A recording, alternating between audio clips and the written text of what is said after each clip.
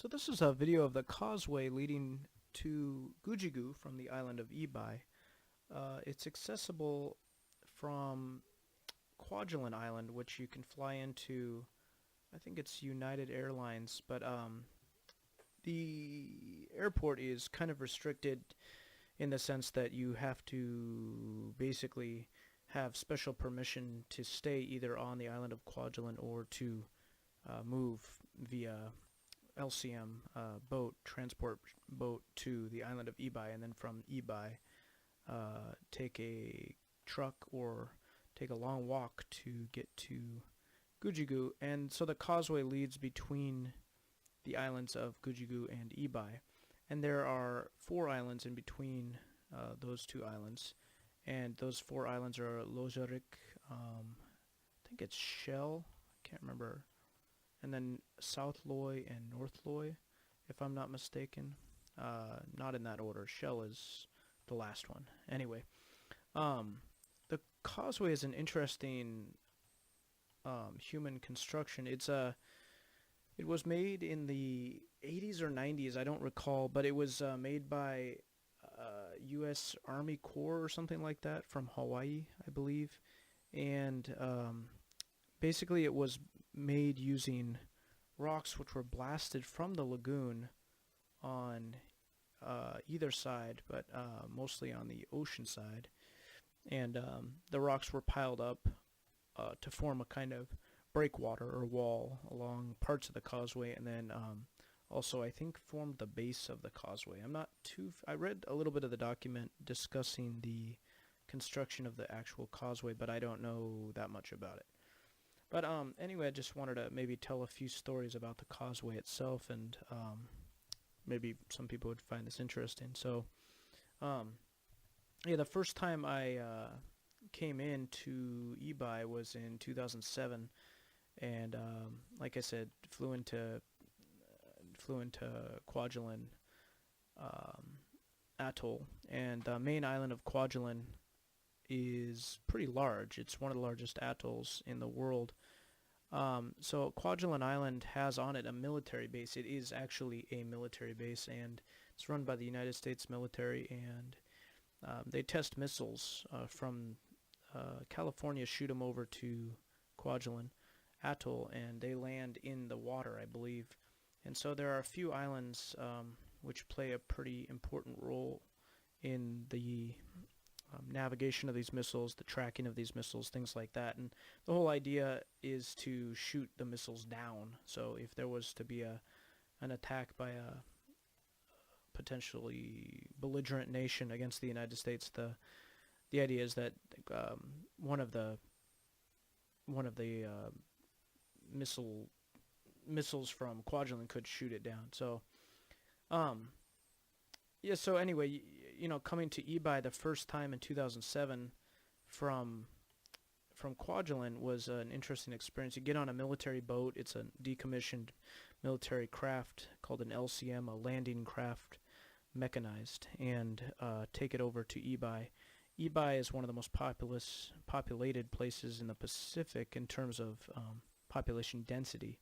There are over 10,000, and I think I don't know, the number's changing, but I think it was something like 12,000, could be up to 14,000 people living on this really small island. It's just, I think it's 0.14 square miles in size.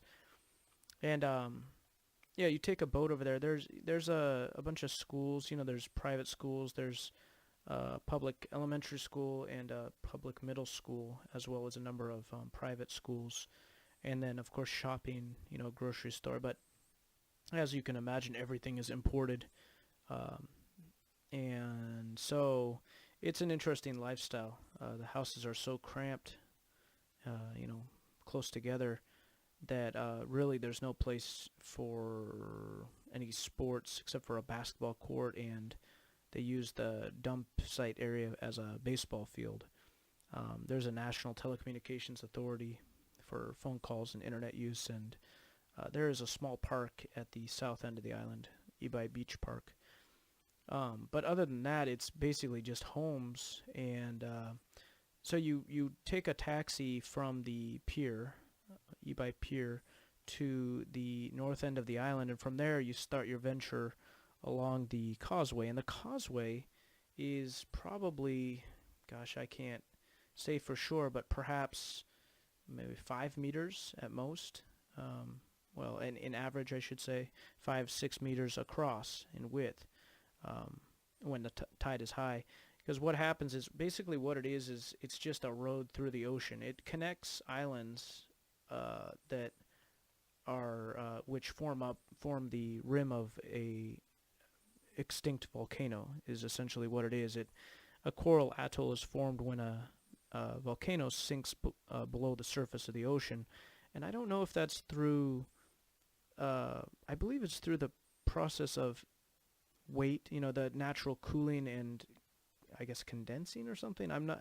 Gosh, I don't know really, but whatever the case, the mountain itself, the extinct volcano, sinks below the surface of the water, and coral begins to grow up on the top of the volcano, and this happens over however many thousands of years, perhaps millions of years, and eventually what you get is a whole ring of coral that's grown up around the rim of the volcano, but the volcano itself has sunken down way below the surface, and what you ostensibly get is a ring of islands made out of coral, and then coconuts and other plant life somehow floating across the ocean, blowing on the wind, make their way to the islands and plant themselves. And with the breaking down of the coral, the minerals from that, as well as the incoming vegetation, the breakdown of that vegetation, what you essentially get is trees and a ecosystem above water. And of course below water there's an entire ecosystem in itself, with the coral being as it is. We all know of the Great Barrier Reef in Australia and the biodiversity that's found there. But it's pretty interesting because there really isn't much in terms of vegetation when it comes to diversity. There are a few hardy plant species that thrive in the islands, but along the causeway there are some sea-resistant, salt-resistant plants along the way, and you can kind of see from these pictures some of these plants. Of course, the islands have trees, and that's because of the buildup of soil and all that I described. But essentially, the causeway is just a sandy road that goes through the middle of the ocean. It's really kind of surreal. And if you've ever seen the movie, what's it called, Spirited Away, Miyazaki Hayao film, Japanese animation film with a little girl who is whisked away to a spirit world, and she takes a train across some water, and the train tracks are just below the surface of the water, I think, and it looks like when she takes the train over the water, it looks like the train is actually riding on the water. And with the causeway, I mean, it's kind of the same thing. You can't get much closer to the level of the ocean without being in the ocean. And so really it's just a meter, and at most perhaps 2 above. I mean, gosh, it's really close to the water, and it sometimes in certain places it's really only the breakwater, the wall, that keeps the waves out. Amazingly, there's a high school on Gugeegue. I work there myself. Actually, 2 schools I worked at, and which exist there, called Father Hacker High School and Kwajalein Atoll High School. And if you look on Google Maps, you can see those 2. Maybe I'll put that as a link in the description here, the comment section of the video. But yeah, interestingly, school buses go to and from the island of Gugeegue from Ebeye, picking up kids from Ebeye in the morning, and then dropping them off on Gugeegue and making 2 or 3 trips, depending on how many kids are being transported. But it's really interesting because, gosh, that causeway is. I rode the bus a few times. on the bus after school, for example, back to go to Ebeye to do some shopping, and it's a bumpy ride. And these guys, these kids, these students, they go, however many, couple hundred times at least, every year to and from. And for 4 years of high school, that's almost 1,000 trips, but to and from it'd be, almost a couple thousand trips over this causeway. So it kind of, I guess you could say it builds character. It's not paved. It's all sand and hard packed earth, and that makes for a really bumpy ride. It goes over, like I said, I think it was 3 islands, or was it 4? Yeah, it's 4 islands it goes over in between Gugeegue and Ebeye. And the islands are interesting in that, they're naturally formed islands, coral islands, but they have roads that go around on the ocean side. So in the Marshallese language too, there's words for ocean side and lagoon side, and those are obviously important words due to the fact that the islands are,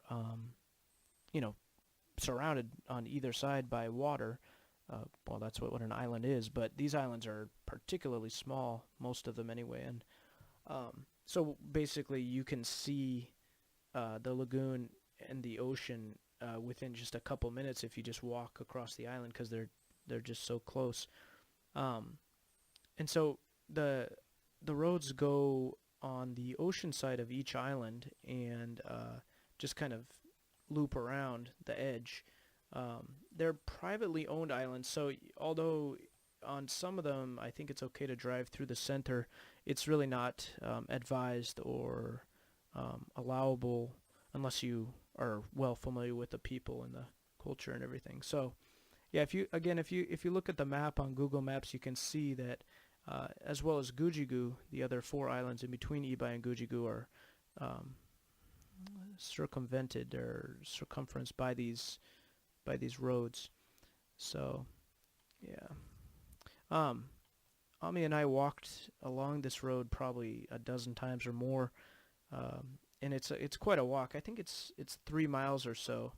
I calculated it once, but yeah, it's quite a distance, and it's hot. And the nice thing about it is the ocean breeze, because you get the breeze coming in from the ocean side, and so it's not that bad if you kind of walk briskly and wear a hat and sunscreen, But this is not really a tourist destination. It's the causeway itself is used mostly by locals, and so that makes it a cultural experience too, because you'll get picked up if you're walking along it, and if you're brave enough to venture out this far into the world. It's in the middle of the Pacific, but if you're along the causeway and walking along, likely a car will drive by, and at some point anyway along your walk, and we'll pick you up, take you to Gugeegue, and yeah, it's a cultural experience. You can practice your Marshallese language. It's a great way to talk to people and all that.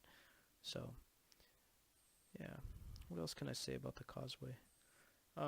The rain is nice. When it rains, it's a very pleasant experience. Sometimes the rain can be real heavy, but yeah, especially kids in the Marshlands don't seem to mind the rain at all. Once the folks get up into their teens and older, they tend to avoid the rain like the plague. They just stay away from it because it can be quite cold actually, and people don't like to risk any kind of health risk because it's in the middle of the Pacific, so you don't want to get sick.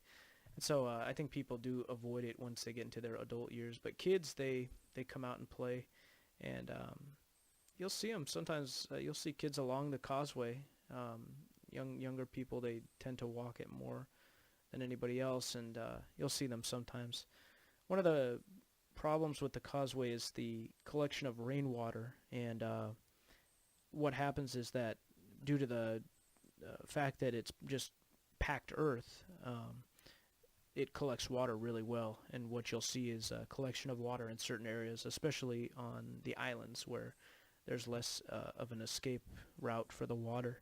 And so when the school buses come through and pickup trucks and other vehicles, boy, it's quite a sight. Some of them, some of the puddles can be, inches deep, and so you'll get a lot of stuck vehicles. And then there's sandy areas too, especially on the last stretch to Gugeegue. There's you can see that in the photos here. There's a sandy area, and that really stops up vehicles a lot of times. So sometimes school was canceled due to the fact that the causeway is so inundated with water when it's high tide and when it rains, and also because of the sand.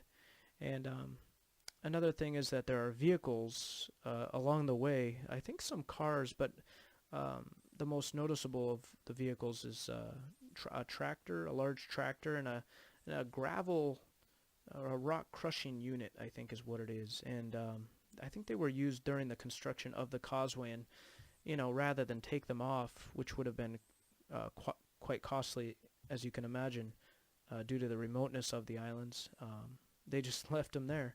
So yeah, you can see those pictures in the last minute or so here of the video. But yeah, I just thought I'd share a little bit of this causeway. It's quite a remarkable construction feat, just to think of such a road existing. And I'm sure that probably nobody who's listening to this will ever get the chance to see it, because it really isn't a tourist destination. But it's nice to know about, and if you do get a chance to look at it on Google Earth, please do, because it's something to marvel at. So thanks so much for listening, and see you again. Bye-bye.